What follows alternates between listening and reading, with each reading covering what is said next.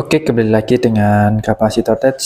Nah, di video kali ini saya akan membahas tentang salah satu modul RFID yaitu MFRC 522. Nah, jadi untuk modul MFRC 522 ini banyak yang mengalami masalah ya. Begitu juga halnya dengan modul GPS Neo 6M itu karena biasanya untuk modul RFID MFRC 522 ini pin headernya ini belum disolder ya. Jadi kalau kalian beli modul RFID itu biasanya pin headernya ini tidak disolder. Sama juga dengan modul GPS Neo 6M ya. Nah, terus ini saya dapat kiriman ya dari salah satu teman. Dia mengalami masalah di RFID RC522-nya ya. Nah, setelah saya lihat ternyata dia mensoldernya itu seperti ini, teman-teman. Jadi pin headernya dia yang menghadap ke bawah, pin header milnya, terus yang disolder itu yang di bagian atas yang dekat dengan komponen, teman-teman. Nah, mensolder seperti ini sangat riskan ya bagi teman-teman yang belum begitu mahir untuk mensolder suatu komponen ya. Karena di suatu komponen itu pasti ada suatu batas suhu lingkungan yang dia bisa bekerja ya. Jadi ada batas maksimal dan minimalnya. Jadi kalau dari datasheet RFID MFRC 522 ini IC-nya ini, jadi IC dari MFRC 522 ini batas minimalnya itu di minus 25 derajat dan batas maksimalnya 85 derajat, teman-teman.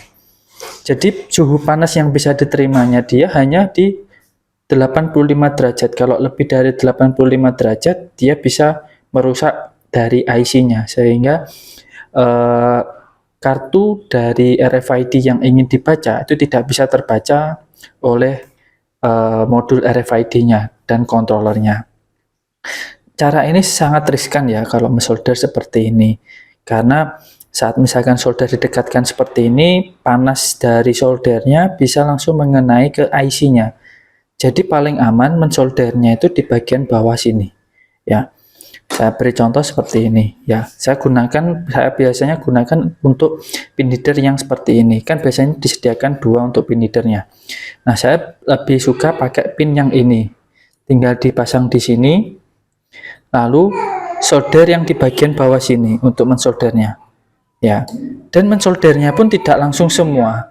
Jadi ditunggu satu, terus ditunggu lagi 1 menit, ditunggu solder satu lagi, ditunggu 1 menit. Seperti itu cara soldernya.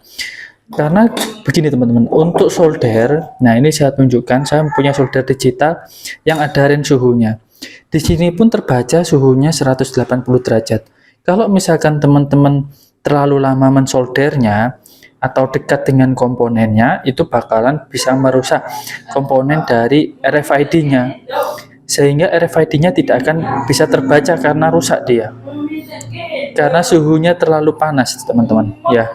Jadi agar tidak terlalu panas untuk mensoldernya, teman-teman jangan terlalu lama untuk mensolder di setiap pinnya dan beri jeda untuk pergantian solderannya. Nah, di sini saya akan berikan contoh satu saja untuk mensoldernya ya. Jadi cara soldernya, teman-teman solder dulu satu.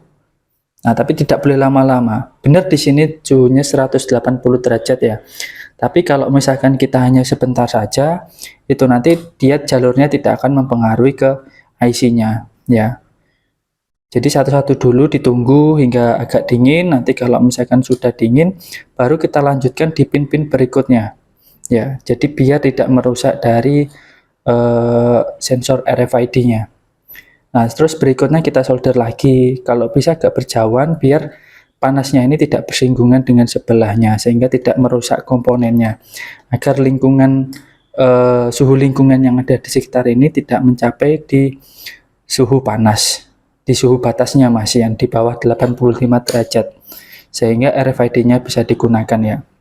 Nah, jadi seperti ini untuk mensoldernya. Jadi bisa dibedakan ya antara mensolder seperti ini. Nah, sedangkan kalau misalkan kita solder seperti ini. Nah, ini kan sangat dekat dengan komponen ya, jadi panasnya bisa menyebar di komponen-komponennya ini. Sehingga dia menjadi panas dan bisa merusak atau membuat short rangkaian yang ada di modul RFID MFRC 522. Nah, kebanyakan teman-teman yang mengalami masalah project dengan menggunakan RFID yang kartunya tidak terbaca, masalahnya seperti itu. Jadi bukan masalah alat yang dibeli itu gampang rusak, tapi karena memang ada batas suhunya, ya.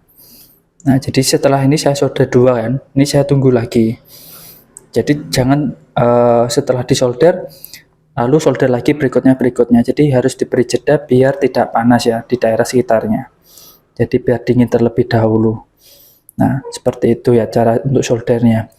Nah, selanjutnya nanti kita akan coba untuk modul RFID yang setelah disolder ya.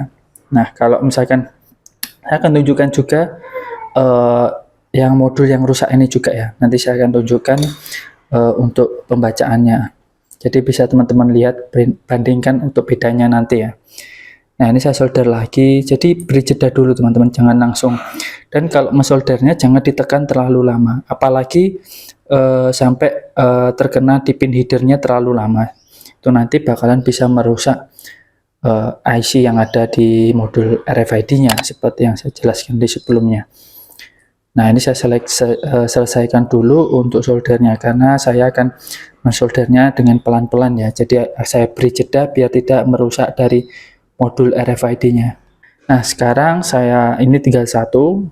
Nanti saya akan tunjukkan setelah saya coba modul RFID-nya ya.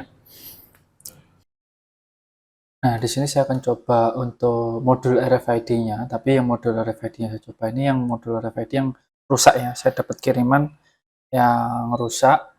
Ini saya coba sudah upload untuk programnya di ESP32. Nah, ini bentuk deklarasiannya untuk di pin ESP32 ya. Terus di sini juga ada buzzernya juga.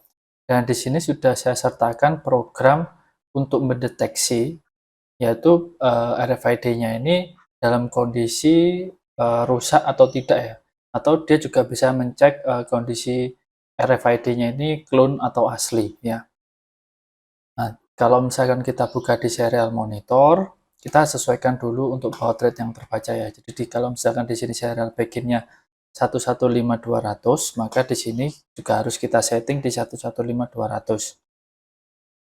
Nah, kalau misalkan tidak muncul di sini, di serial monitor, tidak muncul apa-apa, bisa teman-teman tekan tombol reset. Kalau misalkan di Arduino ada tombol reset, atau kalau misalkan kalian menggunakan ESP32 itu ada tombol EN. Nah, itu teman-teman tekan ya. Nah, nanti setelah ditekan, nanti baru dia akan muncul untuk pembacaannya. Nah, ini bisa dilihat dia terbaca bahwa dia komunikasinya failure atau tidak terdeteksi untuk MFRC 522-nya. Padahal bahwa di sini sudah saya tancapkan untuk RFID-nya, ya, tapi dia masih tidak terbaca di sini. Kalau misalkan saya tempelkan pun di sini, dia tidak bisa terbaca ya. Nah, dia tidak bisa terbaca karena di sini dia dianggap bahwa ada masalah di modul RFID-nya. Jadi komunikasinya dianggap tidak terhubung atau bisa jadi kabelnya yang ada yang putus atau RFID-nya rusak. Tapi kalau yang saya alami ini karena RFID-nya yang bermasalah ya. Untuk kabelnya tidak ada masalah. RFID-nya rusak karena ya seperti yang saya jelaskan di sebelumnya bahwa cara pensolderannya salah sehingga dia merusak dari IC dari modul RFID MFRC 522. Nah, ini untuk modul yang rusak sekarang saya akan coba untuk modul yang masih berfungsi ya. Jadi tidak perlu di-upload program lagi, cukup dilepas untuk ESP32-nya, lalu tinggal dipasangkan untuk modul MFRC 522-nya. Nah, di sini untuk yang header yang saya buat ini sudah bisa plug and play ya. Jadi bisa teman-teman lihat bahwa di sini saya tinggal pasangkan saja modelnya seperti ini. Sudah saya solder juga untuk koneksinya ke ESP32-nya ya. Jadi lebih mudah tanpa kabel. Ya.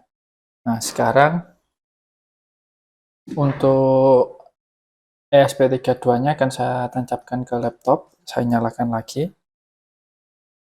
Nah, di sini kalau misalkan RFID-nya itu terdeteksi, di sini dia akan muncul tulisan seperti ini.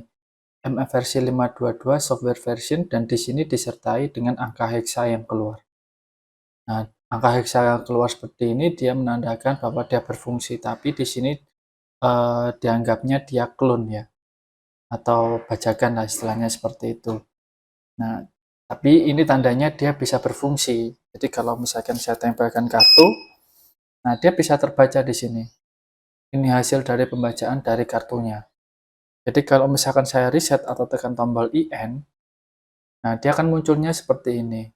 Dia tidak muncul failure seperti ini, communication failure seperti ini. Nah, kalau muncul communication failure ini tandanya berarti RFID-nya dia rusak ya. Jadi seperti itu. Jika misalkan teman-teman mengalami masalah jika RFID-nya tidak terbaca ya, jadi mohon hati-hati dalam pensolderan pin header MF versi 522, atau kalau misalkan teman-teman tidak bisa untuk solder, teman-teman bisa minta tolong ke orang atau salah satu teman yang mungkin sudah ahli dalam menggunakan solder. Jadi biar meminimalisir kerusakan pada modul RFID MF versi 522-nya. Nah, jadi seperti itu ya. Nah, mungkin bagi teman-teman yang mengalami masalah bisa beli lagi untuk modul RFID-nya dan lebih hati-hati untuk mensoldernya ya. Nah, jadi cukup sekian video kali ini. Semoga bermanfaat dan jangan lupa untuk like dan subscribe channel Kapasitor Tech.